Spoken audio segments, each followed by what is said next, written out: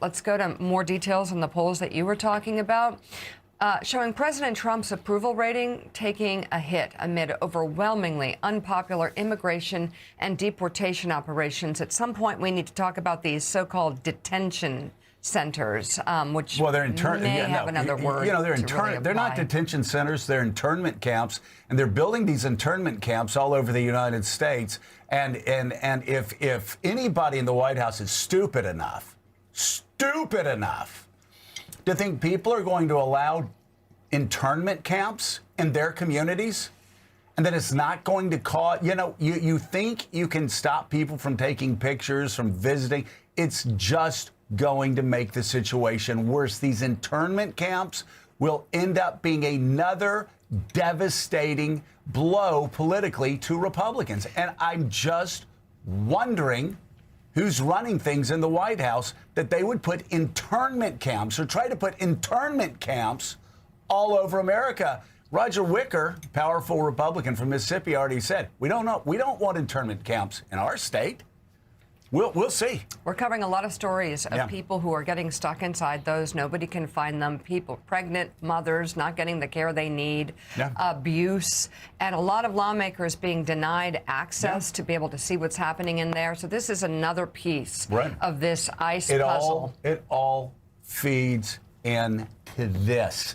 There need to be changes in the White House or these numbers will continue to collapse. So according to the latest AP NORC poll, his approval rating stands at 36%. That's down 4 points from just last month. A year into President Trump's second term, 3 new polls show more voters now say Joe Biden did a better job as president than Donald Trump. A Harvard-Harris poll found 51% of registered voters say Trump is doing a worse job than Biden versus 49% who say he's doing better. The latest Rasmussen poll found 48% of likely voters say Biden did a better job as president compared with 40% who chose Trump. First of all, Joe Biden is absolutely loving this. Donald Trump's absolutely hating this right now. And again, it's self-inflicted because so many of these policies that are being pushed end up accruing to the president's detriment. And a new YouGov Economist poll found that 46% of U.S. adults say Trump is doing a worse job than Biden, compared with 40% who say he's doing better. So Axios frames it this way, quote, Trump's net approval on the economy is 26 points lower than it was at this point in his first term, and 53 points lower among independents, I've never seen numbers according like that. to CNN polling analyst Harry Enton. Young voters have cratered.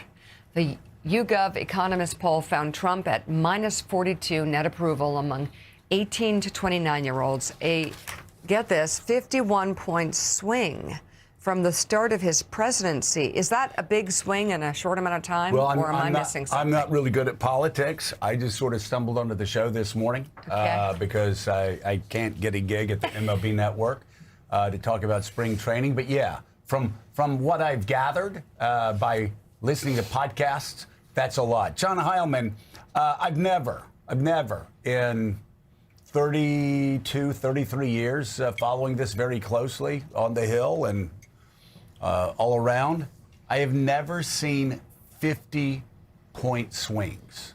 Here we have a 51-point swing on the economy, a 51-point swing among Gen X voters.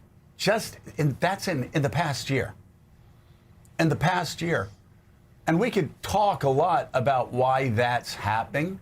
We could talk about the policies that are being conducted on ICE and people getting gunned down in the streets. We could talk about Epstein. We could talk about Pam Bondi's performance. But you and I were talking. You brought up a great point about Pam Bondi's performance. It's not just how bad it was yesterday. And it's the same thing with Howard Lutnick. It's not just that he got caught red-handed lying. It's every time people see that Pam Bondi testimony, what does it do? It keeps the Epstein Files story alive. In fact, it turbocharges it. Every time people see Howard Lutnick, what are they going to be thinking?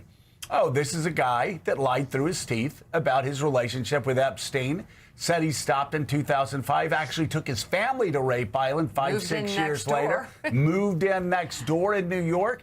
So every time you see Howard Lutnick, it's a billboard that says, ask me about the Epstein files. Every time you see Pam Bondi, it's a billboard that says, ask me about the Epstein files. I don't know how this could be managed any worse. Sometimes you just got to cut people loose from your administration. Well, right. I mean, so much is in that, all of that, Joe. And I'll say the thing you and I and Mika have been talking about, and everybody on the show has been talking about now for, I guess it's like 7 months since the Epstein story became one of the most important central driving, animating stories in our politics, is that everything that the administration has done, and I mean that the administration, President Trump, Pam Bondi, everything they've done, has prolonged and exacerbated this scandal, and prolonged and exacerbated and given more power to this political issue.